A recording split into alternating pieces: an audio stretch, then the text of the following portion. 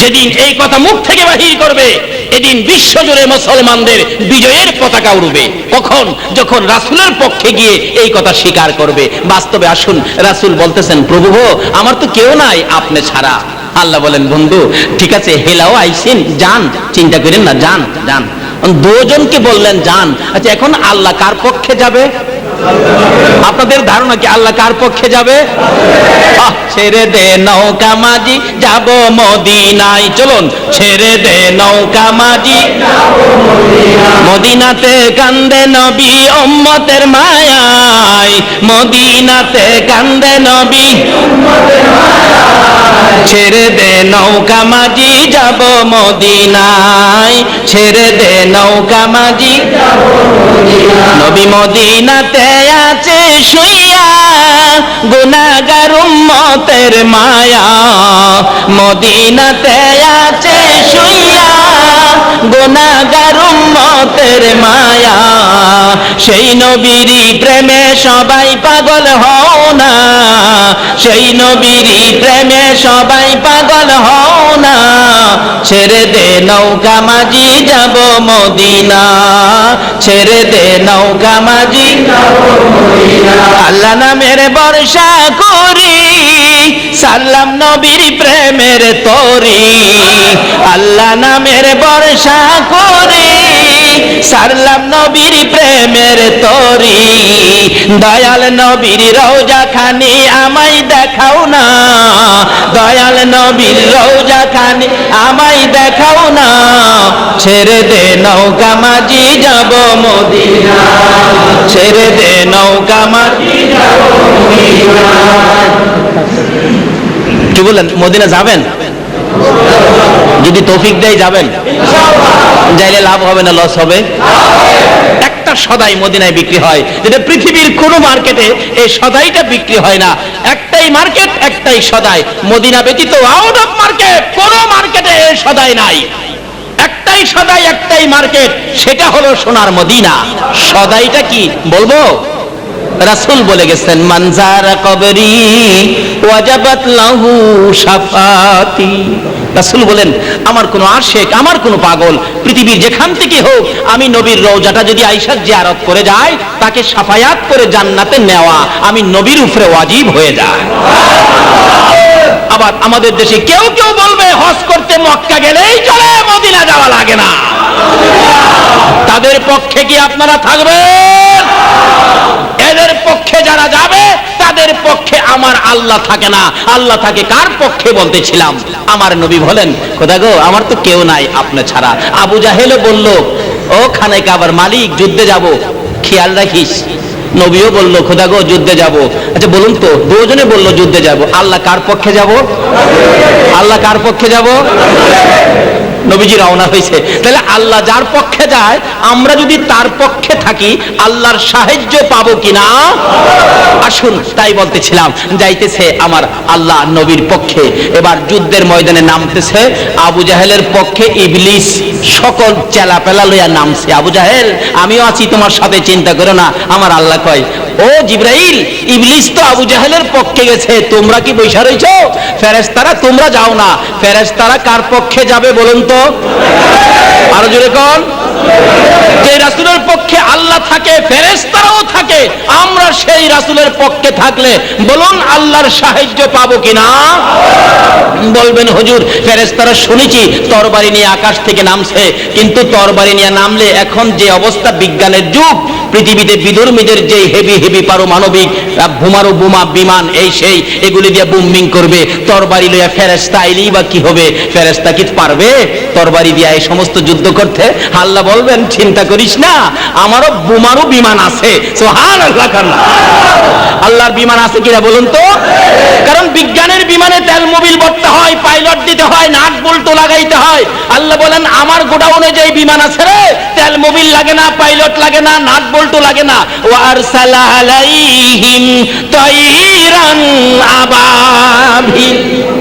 আমার গোডাউনের বিমান যদি যেদিন উড়বে রে পৃথিবীর বিজাতিরা, এই দিন মুসলমানদের বিজয়ের পতাকা উড়বে।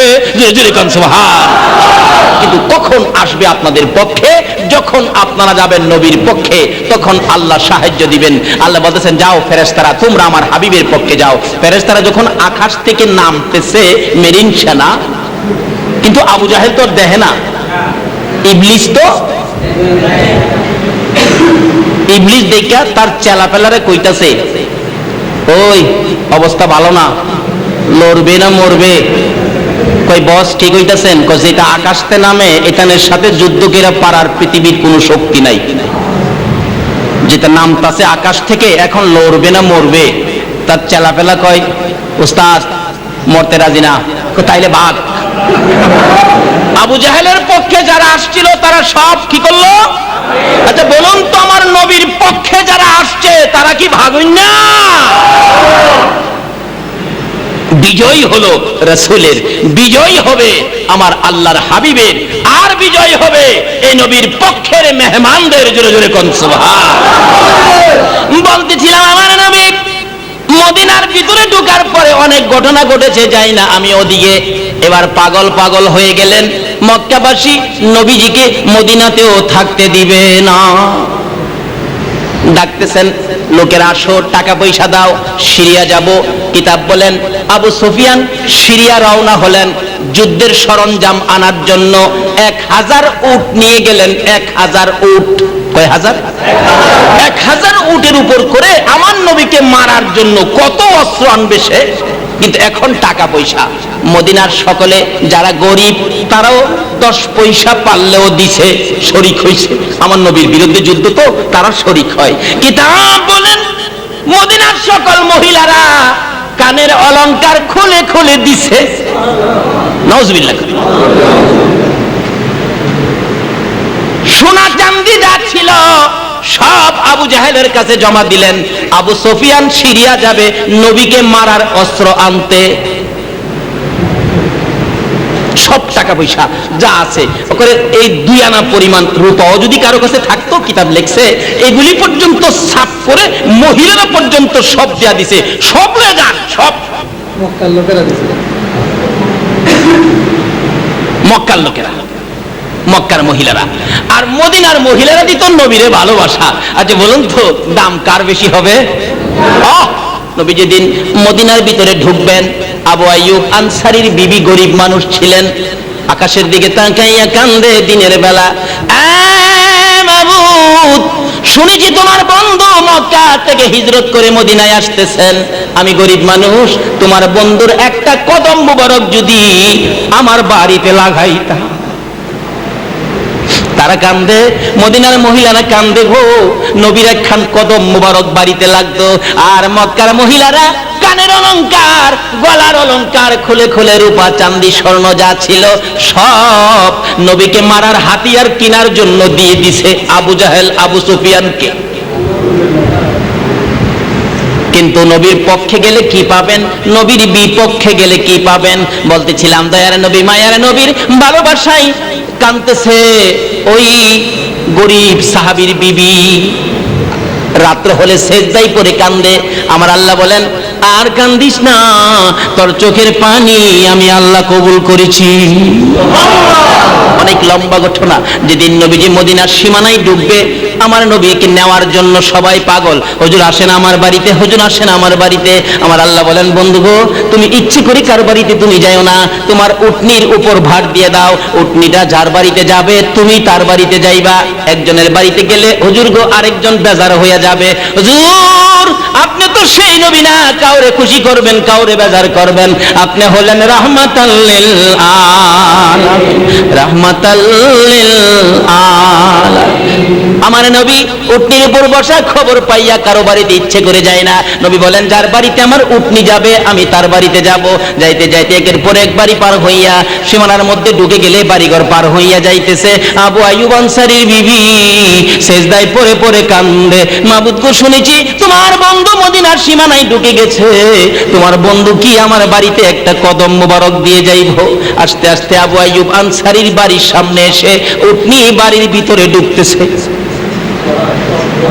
উঠানে ঢুকে গেছে, উটনি বসে গেছে। আবু আইয়ুব আনসারী ঘরের ভিতরে যাইয়া ডাকে, বিবি উঠা রে, মাথা উঠা, তাকাইয়া দেখ পূর্ণিমার চাঁদ তোর উঠানে উদয় হয়ে গেছে। আবু আইয়ুব আনসারীর বিবি আরো কান্দে, শুকরিয়ার কান্দা, মাবুদ গো, আমার চোখের পানি বুঝি কবুল করেছো, তোমার বন্ধুর কদম মুবারক আমার বাড়িতে পড়েছে। মদিনার মহিলারা নবীকে পাই নিতে, নবীকে নেওয়ার জন্য চোখের পানি দিয়েছে। মক্কার মহিলারা নবীকে মারার জন্য সোনা চাঁদি দিয়েছে।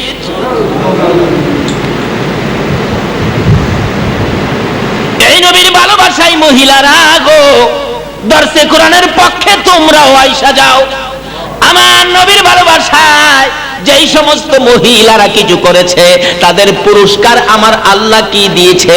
আবু বকর বলেন, আমি একদিন দেখি আমার নবী মসজিদে নববীর বারিন্দায় গায়ের চাদর মুবারক বিছাইয়া ডাকতেছে, সাহাবীরা রে, আমার রুমালে চাদরে কে কি দিবি দেখি, আমারে কি দি তোরা আমাকে খুশি করবে।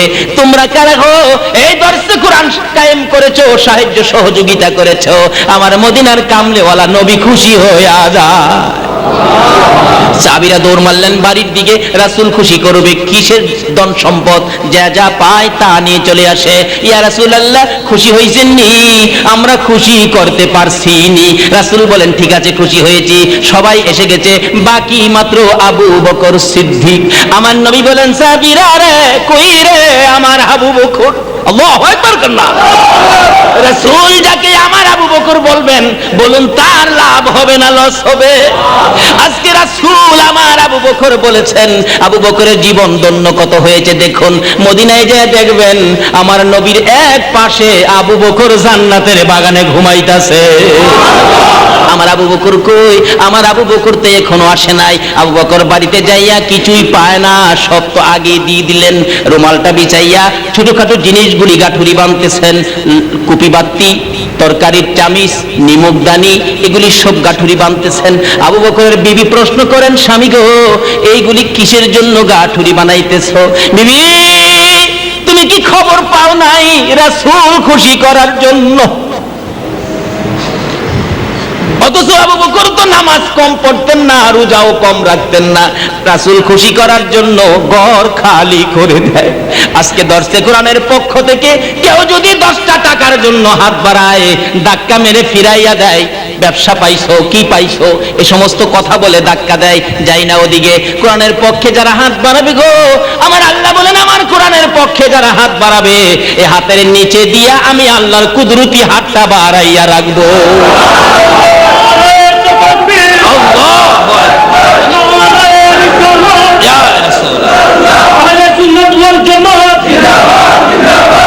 তুমি কি বাংলাদেশ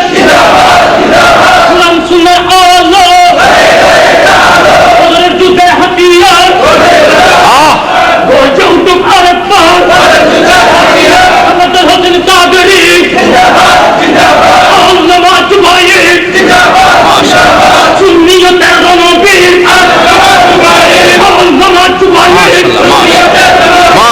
মাশাআল্লাহ, সকলে বলুন আমিন। আসুন আগে বাড়ি। এইভাবে শুধু স্লোগানের মাধ্যমেই আমরা এটা নিয়ে আগে বাড়তে চাই না। জায়গায় জায়গায়, মহল্লায় মহল্লায় আমরা সংগঠন করব। কি বলেন, রাজি আছেন না? সংগঠন আমার রাসূল করেছে কিনা? যে সংগঠনের নাম ছিল হিলফুল হুজুর। আমার নবী নিজেও সংগঠনের মাধ্যমে আগে বেড়েছেন। আপনারা আসুন, শুনেছি জুবাইর ভাই এই ব্যাপারে খুব বলিষ্ঠ ভূমিকা রাখতেছেন। জুবাইর ভাইয়ের নেতৃত্বে আপনারা জায়গায় জায়গায়, মহল্লায় মহল্লায় নবীর পক্ষের সংগঠনগুলি করুন। নবীর পক্ষে সময় দিতে রাজি হয়ে যান। সাহাবীরা নবীর পক্ষে সময় শুধু নয়, জীবন পর্যন্ত দিয়ে দিয়েছে। আমরা কি এই সংসারের সময় থেকে একটু করে সময় নবীর পক্ষে সাংগঠনিক সময় দিতে রাজি আছেন না? আল্লাহ তুমি কবুল করো, সকলে বলো না আমিন। আসুন, বলতেছিলাম সময় তো কম, সাংগঠনিক আলোচনা আজকে বেশি একটা করতে পারবো না। সাংগঠনিক শক্তি অবশ্যই দরকার আছে, সাংগঠনিক শক্তি অবশ্যই দরকার আছে, এবং সাংগঠনিক শক্তি অর্জন করতে গেলে, এটা বজায় রাখতে গেলে যাদেরকে নেতা নির্ধারিত করা হয়, এই নেতার নেতৃত্বকে সকলে মানতে হবে। আমাদের একটাই সমস্যা, নেতা মানতে রাজি না। মদিনার ইতিহাস খুলুন, আমার নবী নিজে নেতৃত্ব দিলেন হযরতে বেলাল হাবশিকে, অথচ বেলাল কালো মায়ের সন্তান, বেলাল নিগ্রো, পেঁচা নাক, কিন্তু নেতৃত্বের উপযুক্ত বিদায় নেতৃত্ব দিলেন বেলাল হাবশিকে। আমরা মনে করি ইমুক সাহেবের পোলারে নেতাগিরি দিল না, চৌধুরী সাহেবের পোলারের সভাপতি দিল না, আমরা এই সংগঠনে নাই। এই হলো আমাদের দুর্ভাগ্যের কারণ, হলো এই আমরা যে নেতৃত্বের উপযুক্ত তাকে আমরা নেতা বানাবো, তার নেতৃত্বে আমরা আগে বাড়বো, সাহায্য করবেন আমার আল্লাহ। যেই হোক, ওদিকে যাই না, সংক্ষেপ আলোচনা, সময় শেষ হয়ে গেছে। যেহেতু রোজার মাস, সেহরি খাবেন। আমার নবীর পাগল ছিলেন মদিনার মহিলারা। আবু বকরের বিবি বলতেছেন, স্বামী গো, সব নিয়ে যাইবা, ব্যাপারটা কি? রাসূল খুশি করব। কথাটা খেয়াল আছে? রাসূল খুশি করব। এবার আবু বকরের বিবি বলতেছেন, কেমন মহিলা দেখেন, মক্কার মহিলারা সোনা চাঁদি দেয় নবীকে মারার হাতিয়ার কিনতে, আবু বকরের বিবি কি করে দেখেন। স্বামী গো, শুনেছি মদিনার মহিলারা নবীকে খুশি করার জন্য কত কিছু দিয়েছে, আমার যে কিছু নাই, আমি কি কিছু দেব না? আবু বকর বলেন, বিবি তুমি কি দিবে? কিছুই তো নাই, সব তো আমিই দিয়ে দিলাম। আবু বকরের বিবি বলেন, স্বামী আবু বকর, একটুখানি দাঁড়ান আপনি। আবু বকর বলেন, আমি যখন দাঁড়াইলাম আমি দেখি আমার বিবি বিছানার থেকে চাটাই টাইনা উঠাইছে। চাটাইটা উঠাইয়া পরনে লাগাইয়া পরনের কাপড় টাইনা খুলতেছে। আবু বকর বলেন, বিবি পরনের কাপড় কেন খুলো গো? ব্যাপার কি আমি জানতে চাই। আবু বকরের বিবি চোখের পানি ছেড়ে ছেড়ে কান্দে, স্বামী গো, আর কিছুই নাই নবীকে দেওয়ার জন্য, আমার পরনের কাপড় খুইলা দিলাম, আমার নবীর রুমালে দিয়ে দিও। আবু বকর বলেন, বিবি গো, তোর কি মন চায় পরনের কাপড় খুইলা নবীকে দিতে? আবু বকরের বিবি কান্দে, স্বামী শুধু পরনের কাপড় নয়, মন চায় আমার কলিজাটা খুইলা নবীরে দিয়া দিতে। বলতেছিলাম, এইভাবে ভালোবাসা দিয়ে কি পেয়েছেন লক্ষ্য করে দেখুন। এবার কাপড় প্যাকেট করে আমার নবীর সামনে হাজির হয়ে গেলে ডাকতেছেন, আমার আবু বকর হাজির হয়েছে। গাটুরি খুলে দিলে পুরান কাপড় বাহির হয়। আমার নবী মুস্কি মুস্কি হাসে, আবু বকর রে, এই পুরান কাপড় কোত্থেকে নিয়ে আসলে? জবাব দিবেন আবু বকর, তার আগে হাজির হয় জিবরাইল, খেজুর পাতার পোশাক। আল্লাহু আকবার। হুজুর আল্লাহর সালাম গ্রহণ করুন। আমি জিবরাইলের সালাম গ্রহণ করুন। আমার নবী বলেন, জিবরাইল রে, তোর পরনের জান্নাতের পোশাক কোথায়? খেজুর পাতার পোশাক কেন জানতে চাই। জিবরাইল বলেন, ইয়া রাসূলুল্লাহ, শুধু আমি জিবরাইল নয়, আরশ বহনকারী ফেরেশতারা সহ জান্নাতের হুরবালারা সহ আজকে খেজুর পাতার পোশাক পরেছে। কারণটা হলো আপনার প্রেমে পাগল হইয়া, আপনার ভালোবাসা নাইয়া আবু বকরের বিবি খেজুর পাতার পোশাক পরে গো পরনের কাপড় দান করে দিয়েছে। আবু বকরের বিবির ভালোবাসার পুরস্কার দিতে যাইয়া গো আল্লাহর বন্ধু আজকে জিবরাইল সহ সবাই খেজুর পাতার পোশাক পরাইছে। বলুন, নবীর ভালোবাসায় কিছু পাওয়া যায় কিনা? নবীর ভালোবাসায় পাওয়া যায় ও মা বোনেরা। কিন্তু মক্কার মহিলারা সোনা চাঁদি রূপা টাকা পয়সা সব দান করে দিলেন। নবীকে মারার অস্ত্র কিনতে যাবে আবু সুফিয়ান, রওনা হলেন সবকিছু নিয়ে। এখানে আলোচনা করলে 2 ঘন্টার ব্যাপার, সংক্ষেপ আলোচনা। রওনা হবেন, যাবেন তো সিরিয়া, রওনা হয়ে গেলেন। এই খবর মদিনায় পৌঁছে গেছে। রাসূল বলেন, তোমরা প্রস্তুত হও, তারা তো আমাদের সাথে যুদ্ধ করবে। যে জায়গাটায় যুদ্ধ হয়েছিলেন এই জায়গাটার নাম হলো বদর। বদর একটা কূপের নাম, কিতাবে আসছে বদর একটা কূপের নাম। এই কূপের পাশের জায়গাটাকে বদর প্রান্ত বলে। যাই হোক, বদর প্রান্তরে এবার যুদ্ধ হবে। আবু সুফিয়ান তো অস্ত্র নিয়ে আসবে। এদিক দিয়ে মক্কায় খবর আইছে, মদিনার থেকে তো মুসলমানরা আবু সুফিয়ানের অস্ত্রের কাফেলার উপর আক্রমণ করবে। একটা ভুয়া খবর তারা পাইছে। এই খবর পাইয়া হাই হাই কয় কি, এখন আবু সুফিয়ান যদি এদিকে আসে আক্রমণ করে তাহলে তো শেষ হয়ে যাবে, সব অস্ত্র মুসলমানদের আওতায় চলে যাবে। তার মক্কা থেকে এবার যুদ্ধের প্রস্তুতি নিতেছেন। যে যুদ্ধের সেনাপতি নির্ধারণ করলেন উতবাকে। উতবা সেনাপতি নির্ধারণ হয়ে 1000-এর বেশি সৈন্য, সুদক্ষ সৈন্য, সুসজ্জিত হাতিয়ার নিয়ে তারা রওনা হবেন। লম্বা ঘটনা। এদিক দিয়ে মুসলমান সৈন্যদেরকে নবী ডাকতেছেন, তোমরা আসো। একত্রিত হইলেন মাত্র 313 জন। বলুন কতজন? এর মধ্যে হাতিয়ারও কম, হাতিয়ারও নাই, অনেকের হাত খালি। রাসূল বলতেছেন চলো আমরা বদর প্রান্তরে যাব। সাহাবীরা অনেকে বলতেছেন, হুজুর আমাদের হাতিয়ার যখন কম, আমরা বদর পর্যন্ত না গিয়ে মদিনাতেই অপেক্ষায় থাকি, মদিনার কাছে আসলে আমরা আক্রমণ করব। রাসূল বারবার বলতেছেন না, আমরা বদর পর্যন্ত যাব।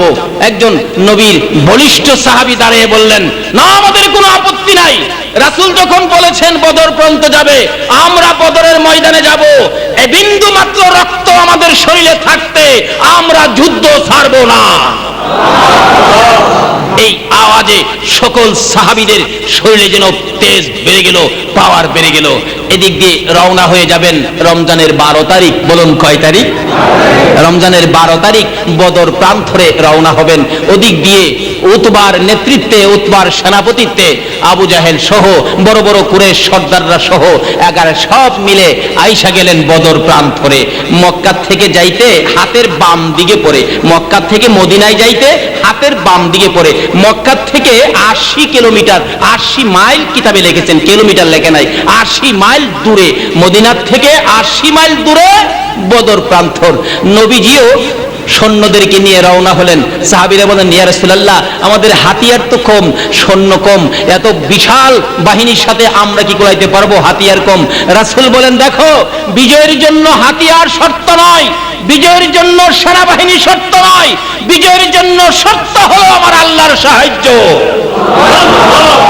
এই বক্তব্যের পর সাহাবীরা আর দুর্বল নয়।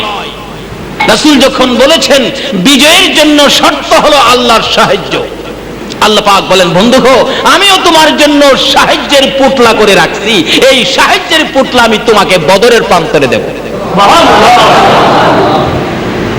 বলুন আল্লাহ যদি কারো পক্ষে থাকে তার কোনো ভয় আছে? যেই হোক, অনেক লোকেরা রওনা হলেন। 1 মাইল আইসাই রাসূল 1 মাইল আইসাই আবার নির্দেশ দিলেন, দেখো আমাদের মধ্যে ছোট ছোট বাচ্চারা আছে কিনা, বাচ্চাদের তো যুদ্ধের ময়দানে নেওয়াটা ঠিক হবে না, বাচ্চারা আছে কিনা। এমনি চট করে একটা বাচ্চার সামনে বলতেছেন, বাবা তুমি? হ্যাঁ হুজুর আমি যুদ্ধে যাব। বাচ্চা, ছোট বাচ্চা। রাসূল বলেন, না ছোট বাচ্চা যুদ্ধে নেওয়া যাবে না। যেই বলছে নেওয়া যাবে না, বাচ্চাটা এমন একটা চিৎকার মারছে, প্রভু গো আমার ইচ্ছে ছিল রাসূলের পক্ষে যুদ্ধের ময়দানে জীবন দিব, রাসূল তো আমারে নিতে রাজি না। এইভাবে অনেক বাচ্চাদেরকে কার সিট করে শেষ পর্যন্ত 2টা বাচ্চাকে আর কার সিটে ফালাইতে পারে নাই। মাজ আর মুআব্বিস 2 ভাই বলতেছেন, হুজুর আমরা তো মার কাছ থেকে বিদায় নিয়ে আসছি, আপনার সবচেয়ে বড় দুশমন আবু জাহেলটারে আমরা শেষ করে দিব। সাহাবীরা বলে, হুজুর বাচ্চা 2টা কয় কি? রাসূল বলেন, বাবা তোমাদের যুদ্ধে যাওয়ার বয়স হয় নাই তো? ও বাবারা তোমরা ছোট্ট ছোট্ট বাচ্চারাও রাসূলের পক্ষে বদরি সংগঠন গঠন করো। যেই বয়সের বাচ্চারা বদরের যুদ্ধে গিয়েছিল, আমি ফকিরহাটের তরুণ বাচ্চাদেরকে বলবো, তোমরা একটা 313 জনের বদরি যুদ্ধের একটা বাহিনী তোমরা গঠন করো, যার নাম হবে বদরি সংগঠন। রাসূলের প্রেম ভালোবাসার পরিচয় তোমাদের কাছ থেকে সরে যাক এলাকা জুড়ে, আরো যেন তোমাদের দেখা দেখি সবাই এই পক্ষে চলে আসে। যাই না, ওদিকে আর লম্বা করতে চাই না, সময় শেষ হয়ে গেছে। আসুন 2টা কথা বলেই শেষ। এবার বাচ্চা 2টা বলতেছেন, ইয়া রাসূলুল্লাহ আমরা 2 ভাই যাবই, হুজুর আমাদেরকে নিতে হবে। রাসূল বলেন, তাহলে তো তোমাদের নিতে গেলে নিয়ম নীতি আছে, তো একটা মাপকাঠি তো লাগবে।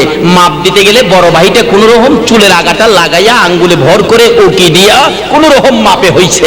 রাসূল বলেন, তোমার নাম লিখলাম, ছোটরা আইছে আদাত বাকি হয়ে গেছে, আদাত বাকি, এটা তো আর পুরা করতে পারো। রাসূল বলেন, তুমি পরবর্তীতে যাবে। ইয়া রাসূলুল্লাহ আমার বড় ভাই তো লম্বা চূড়া দেখে বড় ভাইরে নিবেন, আমারে নিবেন না বুঝি? হ্যাঁ ইয়া রাসূলুল্লাহ আসল কথা যদি কই তাহলে আপনি তো হাসবেন। কি আসল কথা কইবি? বড় ভাই লম্বা হইতারে কিন্তু শক্তি কিন্তু আমার বেশি। ও ফকিরহাটের মা বোনেরা, এমন সন্তানের মা হও যারা নবীর পক্ষে শক্তি ব্যয় করতে চায়।